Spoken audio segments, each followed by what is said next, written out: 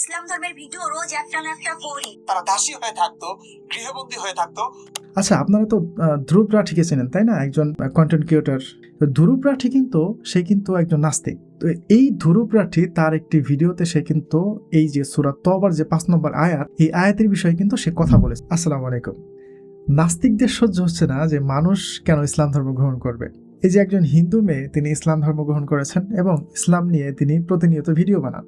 এই জন্য অনেক হিন্দুরা এই মেয়েটিকে থ্রেট করে এবং ওই মেয়েটি কোনো থ্রেটের কোনো তোয়াক্কা না করেই সে ইসলাম নিয়ে প্রতিদিন ভিডিও বানায় এবং মুসলিমরাও তাকে সাপোর্ট করে। তো এইটা দেখার পরে নাস্তিকদের সহ্য হচ্ছে না যে আমরা তো দিন ভরে ইসলাম নিয়ে দুর্নাম বদনাম এগুলো করেই থাকি, তো হিন্দুরা কেন ইসলাম গ্রহণ করেই ইসলাম নিয়ে ভিডিও বানাবে। তো এই জন্য নাস্তিক ইমরান বিন সমক সে আবার কি করেছে, তো এই মেয়েটাকে নিয়ে ভিডিও তৈরি করেছে। তো আমি আবার ওকে নিয়ে ভিডিও তৈরি করছি। তো চলুন আগে নাস্তিক ইমরান বিন ভিডিও দেখি, তারপর ইনশাল্লাহ আমি আর ভিডিওর জবাব দিচ্ছি। রোজা রাখার পর থেকে আমি নিজেকে চেঞ্জ করেছি, খারাপ ভিডিও ছেড়ে ভালো ভিডিও করতে শুরু করেছি। এমনকি ইসলাম ধর্মের ভিডিও রোজ একটা না একটা করি। আর যারা আমাকে মারার হুমকি দিচ্ছিস তাদের বলছি, ইসলাম ধর্মের পাওয়ার হাই ভোল্টেজ পাওয়ার। আর আমি বুঝেছি এই মেয়েটা হিন্দু ধর্মের, এই কারণে সে তার ধর্মের প্রতি বিতৃষ্ণ হয়ে সে ইসলাম ধর্মে কনভার্ট হয়েছে, ইসলামিক ভিডিও বানাচ্ছে এবং মুসলিমদের ব্যাপক জনপ্রিয়তা সে পাচ্ছে, কুড়াচ্ছে। এই মেয়েটার কি আদৌ জানা আছে ইসলাম কেমন? এদের আদৌ জানা নেই যে ইসলাম ধর্মের সমস্ত বিধিনিষেধ যদি প্রতিষ্ঠিত থাকতো, ইসলামের হুকুমত যদি কায়েম থাকতো, সেই ধর্মের কারণে এরা যে এই যে ভিডিও করে কথা বলছে, ভিডিও করছে, তাদের চেহারাটা দেখিয়ে এই সুযোগটা তারা পেত না। তারা দাসী হয়ে থাকতো, গৃহবন্দী হয়ে থাকতো, বোরকার কালো আবরণে ঢাকা থাকতো তাদের সমস্ত রূপ সৌন্দর্য প্রতিভা। আচ্ছা, কোরআন হাদিসের কোথায় বলা হয়েছে যে মহিলাদেরকে ঘরের মধ্যে ঘরবন্দি হয়ে থাকতে হবে, বোরকার কালো আবরণের মধ্যে বন্দী হয়ে থাকতে হবে? কোথায় বলা রয়েছে কোরআন হাদিসের? আচ্ছা চলুন আমরা একটু ইতিহাস দেখি। নবী সাল্লাল্লাহু আলাইহি ওয়াসাল্লামের জামানার কিছু আমরা দৃশ্য দেখি যে সেখানে মহিলারা কি ঘরবন্দি হয়ে থাকতেন। চলুন আমি কয়েকটি হাদিস সংগ্রহ করে রেখেছি, আপনাদেরকে আমি দেখাই। খাদিজা রাদিয়াল্লাহু আনহা তিনি যে একজন আন্তর্জাতিক মানের ব্যবসায়ী ছিলেন, এটা তো আর বলতে হবে না, এটা তো আপনারা সবাই জানেন। তো তাছাড়াও শিফা বিনতে আব্দুল্লাহ রাদিয়াল্লাহু আনহা, খলিফা উমর রাদিয়াল্লাহু আনহু তাকে মদিনার বাজার নিয়ন্ত্রক হিসেবে দায়িত্ব দিয়েছিলেন। অর্থাৎ তিনি বাজারে ঘুরে ঘুরে দেখতেন যে সেখানে কি শরিয়া মোতাবেক কি বেচা কিনা হচ্ছে কিনা, এটা তিনি দেখাশোনা করতেন। এরপর আরও একজন সাহাবিয়া ছিলেন সামরা বিনতে নুহাইক রাদিয়াল্লাহু আনহা, খলিফা উমর রাদিয়াল্লাহু আনহু তাকেও বাজার নিয়ন্ত্রকের দায়িত্ব দিয়েছিলেন। শুধু তাই না, তিনি একটা চাবুক নিয়ে তিনি বাজারে ঘুরে বেড়াতেন যে বাজারের যারা দোকানি রয়েছে তারা কি সততার সাথে ব্যবসা করছে কিনা। চিন্তা করতে পারছেন আপনি যে মহিলারা বাজার নিয়ন্ত্রকের দায়িত্বে ছিলেন। আজকে যারা বাজার নিয়ন্ত্রক দায়িত্বে থাকেন তারা সবাই পুরুষ থাকেন, মহিলাদেরকে দেখাই যায় না আজকাল বাজার নিয়ন্ত্রক হিসেবে, কিন্তু ওই সময়ে মহিলারা বাজার নিয়ন্ত্রকের দায়িত্ব পালন করেছিলেন। তো তারা কি ঘরবন্দি হয়েছিলেন? আরো কয়েকজন সাহাবিয়া রাদিয়াল্লাহু আনহার নাম বলি। কাইলা উম্মে বানি আনমারিয়া রাদিয়াল্লাহু আনহা, তিনি একজন পেশাদার নারী ব্যবসায়ী ছিলেন যিনি বাজারে সরাসরি বেচাকেনা করতেন। এবং এটা নিয়ে একটি ঘটনাও রয়েছে যে তিনি একবার নবী সাল্লাল্লাহু আলাইহি ওয়াসাল্লামের কাছে গেলেন, গিয়ে তিনি জিজ্ঞাসা করলেন যে ইয়া রাসূলুল্লাহ, আমি যখন কোনো একটি পণ্য কিনতে যাই তখন সেই পণ্যের আমি একদম কম দাম বলি, এরপর ধীরে ধীরে দাম বাড়াতে থাকি, এরপর যখন মোটামুটিভাবে আমার কাছে মনে হয় যে না এই দামে পণ্যটি কেনা যাবে তখন আমি সেই পণ্যটা ক্রয় করি, এরপর যখন আমি ওই পণ্যটাকে বিক্রি করি তখন ওই পণ্যটার আমি অনেক দাম বলি, আমি যেই দামে কিনেছিলাম তার থেকেও বেশি দাম বলি, এরপর দাম কমাতে কমাতে এমন একটা পর্যায়ে আমি আসি, মানে যে পর্যায়ে গেলে আমার কিছুটা লাভ হবে, এরপর আমি এই পণ্যটাকে বিক্রি করি। তো এরপর নবী সাল্লাল্লাহু আলাইহি ওয়াসাল্লাম বলেছিলেন যে তুমি এমনটা করো না। তো এই হাদিস থেকে বোঝা যায় যে একজন মহিলা তিনি পণ্য ক্রয় করতেন আবার বিক্রিও করতেন। তো এখানে নবী সাল্লাল্লাহু আলাইহি ওয়াসাল্লাম তাকে তো নিষেধ করেন না যে তুমি ব্যবসা করো না, তুমি ঘরবন্দি হয়ে থাকো, ঘরের মধ্যে থাকো, তো এটা তো বলেন নাই। এমন আরো অনেক সাহাবী রাদিয়াল্লাহু আনহা ছিলেন যারা ব্যবসায়ী ছিলেন। মাখরামা রাদিয়াল্লাহু আনহা তারা সুগন্ধির ব্যবসা করতেন। আরো অনেক সাহাবী রাদিয়াল্লাহু আনহা ছিলেন যারা বিভিন্ন ধরনের ব্যবসা করতেন, চামড়ার ব্যবসা করতেন, কৃষিকাজের ব্যবসা করতেন। তো তারা তো ঘরবন্দি হয়েছিলেন না। তো ইসলাম কোথায় কখন বলেছে যে মহিলাদেরকে ঘরবন্দি হয়ে থাকতে হবে? কোথাও কখনো বলে নাই। ইসলাম ধর্ম সম্পর্কে জানানো উচিত আপনার বাচ্চাদের। ধরুন হিন্দু পরিবারের একজন, সে হয়তো তার ধর্ম ছেড়ে দিয়েছে, হিন্দু ধর্ম সম্পর্কে যদি তার কম জানা থাকে, সর্বোচ্চ এটুকু হতে পারে যে সে তার ধর্ম ছেড়েছে, আপনার ঘর ছেড়েছে, কিন্তু আপনার মেয়েটা বেঁচে থাকবে সুন্দরভাবে। কিন্তু যদি ইসলাম ধর্ম সম্পর্কে না জানে তখন কি হবে? তার কাছে মনে হবে ইসলাম ধর্ম সত্য। আসলে ইসলাম মানে কি? কোরআন এবং হাদিসে যা আছে, প্রফেট মুহাম্মদ যেটা বলে গেছে, যেটা করে গেছেন, সেটাই ইসলাম। এখানে দেখেন ও সূক্ষ্মভাবে কিন্তু হিন্দুদের দালালি করলো।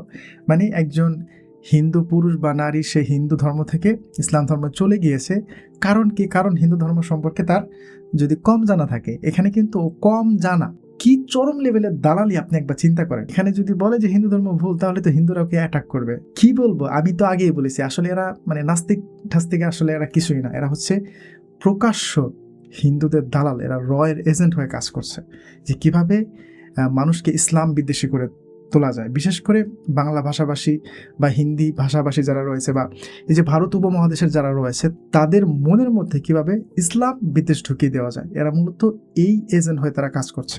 যে কোনো মানুষ যে কোনো ধর্ম সে ছাড়তে পারে, বর্জন করতে পারে, যে কোনো ধর্ম সে গ্রহণ করতে পারে, কিন্তু কোনো ধর্ম গ্রহণ করবার জন্য মিনিমাম জ্ঞানটুকু তো থাকা দরকার। এই ধর্মটা কেন গ্রহণ করছি আমি, এই ধর্মটা সত্যিকার অর্থে আমি যেমন ভাবছি তেমন কি না। প্রকারান্তরে এটা সেই ইসলাম, সেই ধর্ম যে ধর্ম মেয়েদেরকে দাসী বানাচ্ছে, যে ধর্ম সমস্ত নন মুসলিমদেরকে মারার কথা বলছে। আবারও সেই একই কথা, যে ধর্ম মেয়েদেরকে দাসী বানাচ্ছে। আরে ভাই, দাসীটা বানানোর কথা কোথায় বলা হয়েছে? এটা একটা প্রেক্ষাপট, যুদ্ধের প্রেক্ষাপটের ক্ষেত্রে বলা হয়েছে। তো সেই প্রেক্ষাপট তো আজকের আধুনিক যুগে আমার মনে হয় না যে এই প্রেক্ষাপট কখনো তৈরি হবে। যদি এই প্রেক্ষাপট কখনো তৈরি না হয়, তাহলে তো দাসীর কথা কোথাও বলা নাই ইসলামের। সমস্ত মেয়েদেরকে ধরে ধরে দাসী বানানোর কথা বলা হয়েছে কোরআন হাদিসে। কি সব অদ্ভুত আজগবি কথা। এবং সারা বিশ্বের নন মুসলিমদেরকে হত্যার কথা বলা হয়েছে। কোরআনের কোথায় বলা হয়েছে? হাদিসের কোথায় বলা হয়েছে? হ্যাঁ, ওরা ওই যে সূরা তওবার 5 নম্বর আয়াতের কথা বলে। আচ্ছা, ও তো নিজেকে নাস্তিক দাবি করে, তাই না? আচ্ছা, ধরেন কোন একজন নাস্তিক যদি বলে যে সূরা তওবার 5 নম্বর এই আয়াতে সারা বিশ্বের মুসলিমদেরকে হত্যার কথা বলা হয় নাই, শুধু তৎকালীন সময়ে কিছু মানুষের কথা বলা হয়েছিল যারা চুক্তি ভঙ্গ করেছিল, তাহলে তো যারা নাস্তিক রয়েছেন আপনারা, বা নাস্তিকদেরকে সাপোর্ট করেন, বা নাস্তিকরা যা বলে সেটা আপনারা অন্ধের মতো মেনে নেন, আপনারা তো বিশ্বাস করবেন।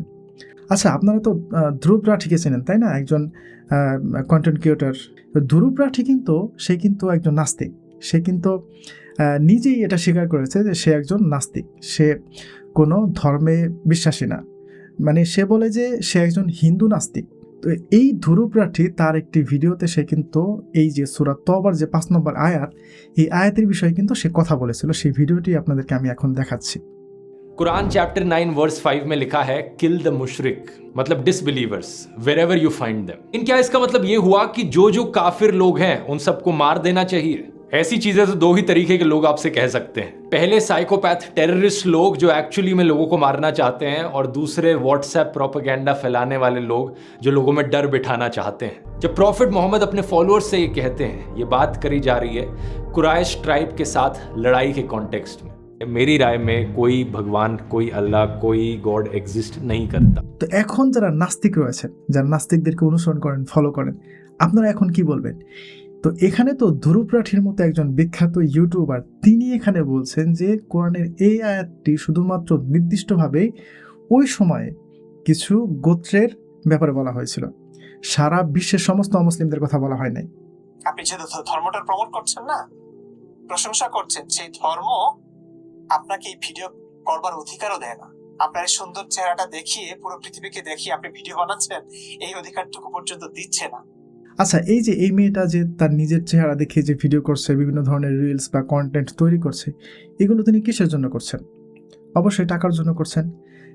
আজকে যদি ফেসবুক ঘোষণা দেয় যে আমি ফেসবুক ভিডিওর জন্য আর কোনো টাকা দিব না, 100%-এর মধ্যে 90% মানুষ আর রেগুলার ভিডিও তৈরি করবে না। এখন ধরেন এই মেয়েটার কাছে যদি মানে অগণিত টাকা থাকতো, বা এই মেয়েটার যে প্রয়োজন, যে এই প্রয়োজনীয়তাগুলো যদি কেউ পূরণ করে দিত, তাহলে এই মেয়েটা কি যে রেগুলার যে ভিডিও করছে, এই ভিডিওগুলো কি সে রেগুলার করতো?